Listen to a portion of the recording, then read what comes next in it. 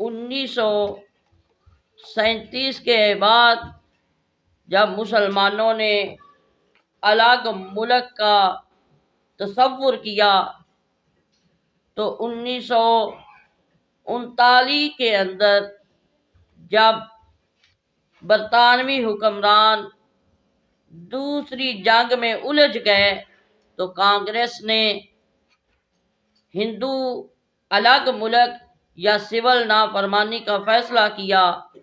तो उस वक्त मुसलमानों के अजीम कायद मोहम्मद अली जिन्नाह ने बरतानवी हुक्मरानों को ये वाज़े कर दिया कि मुस्तकबिल के अंदर अगर फैसला किया जाए तो मुसलमान एक अलग कौम हैं, हिंदू अलग कौम हैं।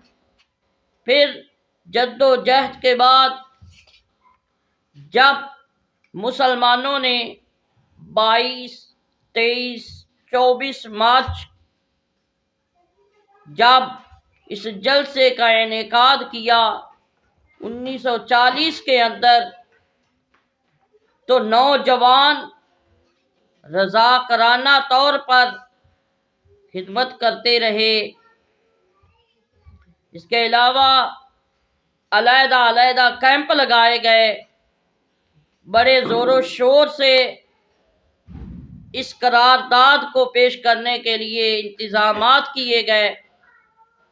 23 मार्च 1940 को जब मुसलमानों ने ये करारदाद पेश की तो उस वक्त हिंदुओं ने ही इसे इस नाम से पुकारा कि 23 मार्च करारदाद पाकिस्तान है।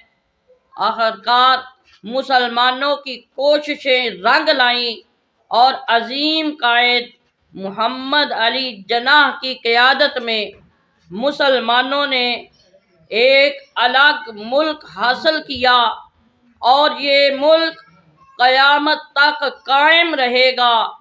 और पाकिस्तान के दुश्मनों को ये फ़ैसला क़यामत तक सताता रहेगा कि पाकिस्तान अलग एक मुल्क है।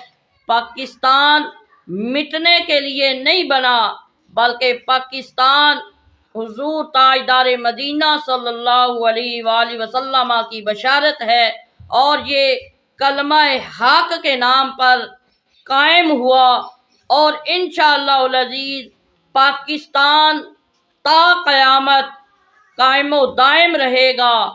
पाकिस्तान को नुकसान पहुंचाने वाले मिट जाएंगे, लेकिन पाकिस्तान आज भी कायम है, क़यामत तक